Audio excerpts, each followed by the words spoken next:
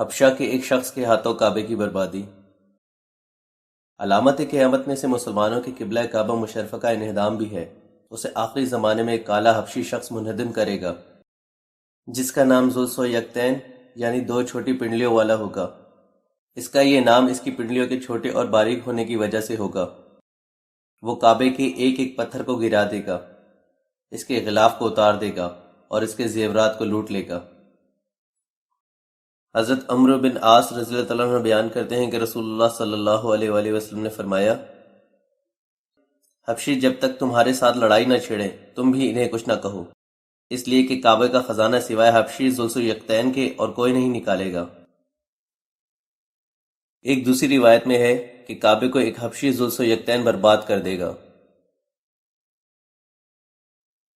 حضرت عبداللہ بن عباس رضی اللہ تعالیٰ عنہما بیان کرتے ہیں کہ رسول اللہ صلی اللہ علیہ وآلہ وسلم نے فرمایا، گویا میں اسے دیکھ رہا ہوں کہ ایک کالا پھیلی ہوئی ٹانگوں والا شخص کعبے کا ایک ایک پتھر اکھاڑ رہا ہے۔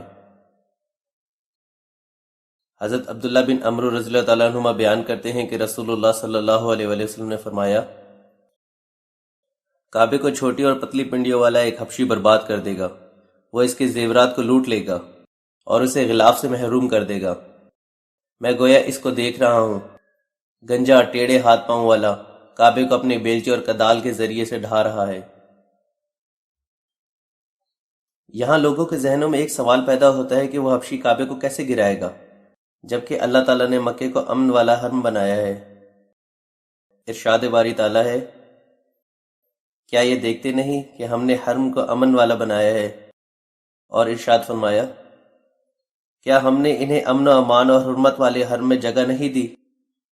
نیز ارشاد الہی ہے، اور جو بھی ظلم کے ساتھ وہاں الحاد کا ارادہ کرے گا ہم اسے دردناک عذاب چکھائیں گے۔ اللہ تعالیٰ نے اپنے گھر کی ہاتھی والوں سے اس وقت حفاظت فرمائی جب مکہ والے کافر اور مشرک تھے، تو اب اس شخص کو کعبے پر کس طرح مسلط کیا جائے گا جبکہ وہ مسلمانوں کا قبلہ ہے؟ پہلی بات یہ ہے کہ بیت اللہ شریف قرب قیامت تک امن والے حرم کی حیثیت سے محفوظ رہے گا، قیامت قائم ہونے اور دنیا کے تباہ ہونے تک نہیں۔ آیت میں قیامت کے برپا ہونے تک امن کے باقی رہنے کا ذکر نہیں ہے۔ آیت کریمہ صرف یہ بتلا رہی ہے کہ جب آیات نازل ہو رہی تھی اس زمانے میں حرم بہت امن و حفاظت والی جگہ تھی، یہ نہیں فرمایا گیا کہ امن و امان قیامت تک باقی رہے گا۔ دوسری بات اس سلسلے میں یہ ہے کہ خود نبی کریم صلی اللہ علیہ وآلہ وسلم نے اپنے ایک ارشاد میں اشارہ فرمایا کہ ایک وقت آئے گا جب اس گھر کی حرمت کو اس کے رہنے والے ہی پامال کر دیں گے۔ حضرت ابو ہریرہ رضی اللہ تعالیٰ عنہ بیان کرتے ہیں کہ رسول اللہ صلی اللہ علیہ وآلہ وسلم نے فرمایا،